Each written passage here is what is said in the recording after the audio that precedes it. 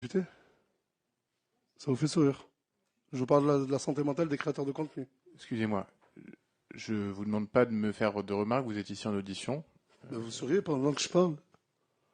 C'est pas une remarque, c'est Excusez-moi, déplaisant pour mais moi. je suis pas, c'est pas par rapport à vous, Ah, d'accord? autant pour moi, Voilà. autant pour moi. Donc je vous remercie de continuer votre propos. Voilà. Ok. Bon, bah écoutez, ça en fait. Autant pour moi. Je veux surtout pas, et ça je le répète, je veux surtout pas qu'on me compare, parce que je crois qu'il était, vous faisiez l'objet d'Alexis Chen juste avant.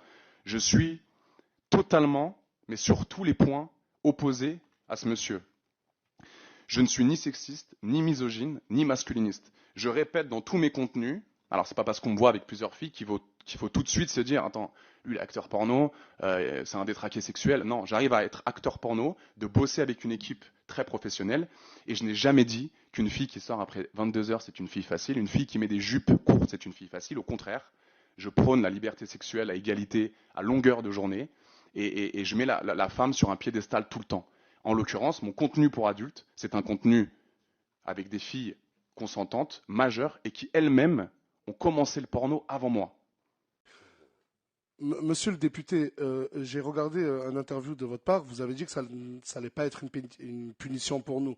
Mais c'est bien pire. On part sur des questions tellement hors Alors, sujet. Mais non, mais qu'est-ce que vous allez dire? Votre prochaine question. Laissez-moi terminer, s'il vous plaît. Laissez-moi terminer. Mais est-ce que, excusez-moi, j'ironise, hein, mais c'est quoi la prochaine? Est-ce que j'ai financé l'armée du Tchad? C'est quoi? En décembre, je suis allé en Thaïlande. Je ne sais pas, peut-être que ça va vous faire rigoler. Moi, ça m'a fait beaucoup rire et ça a fait rire beaucoup de gens. En étant créateur de contenu pour adultes, j'ai visité un espace où il y avait des éléphants. Donc j'ai pris une vidéo avec un éléphant et j'ai dit un concurrent sérieux, avec la métaphore de la trompe. Voilà. Ça vous fait rire, monsieur? C'est marrant.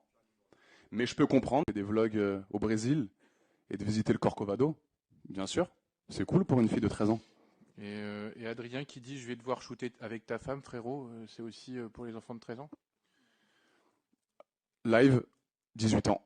C'était en live. Non, les lives, ils sont accessibles aux mineurs. C'est juste monter sur un live qui... Non, monsieur. Si, les lives sont accessibles aux moins de 18 ans. Les règles de TikTok.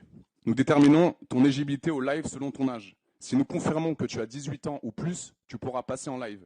Si nous ne pouvons pas confirmer ton âge, tu ne pourras pas passer en live. Si nous confirmons que tu as moins de 18 ans, tu ne pourras pas accéder au live.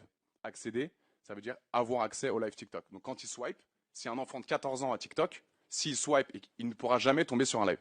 Je vous rappelle que l'article 6 de l'ordonnance du 17 novembre 1958 relative au fonctionnement des assemblées parlementaires